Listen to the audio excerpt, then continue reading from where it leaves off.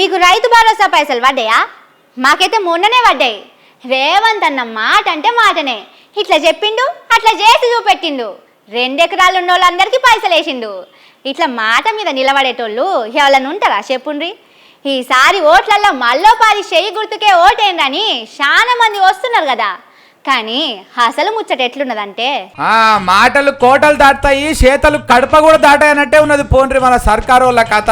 2 ఎకరాలు ఉన్న వాళ్ళు అందరికి పైసలు వేసినామని చెప్పుకుంటున్నారు కదా, కానీ ఇంట్లో కూడా రుణమాఫీ లెక్కనే వేసిండ్రట.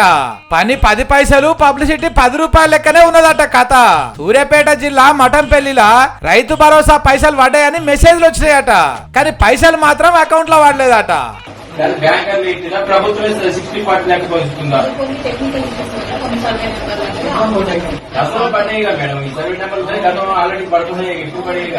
ఇక మహబూబాబాద్ జిల్లాలో ఇంకో కథ అయింది. కొమ్ముల వంచలు ఉండే రైతు ఉప్పలయ్యకు ఎకరం 28 గుంటల భూమి ఉన్నదట. సర్కారోళ్ళేమో 2 ఎకరాల దాకా పైసలు వేసామని చెప్పుకున్నారు, కానీ ఉప్పలయ్యకు మాత్రం పైసలు పడలేదట. ఇదేందని ఆఫీస్ కు పోయి అడిగితే మాకు తెలియదని మెల్లగా తప్పించుకునే పని చేసిరట. ఎక్కడ పోవాలి, ఎట్లా పరిష్కారం మీరు సాల్వ్ చేస్తారా? ఎవరో సాల్వ్ చేస్తారా? ఎవరు చేస్తారు?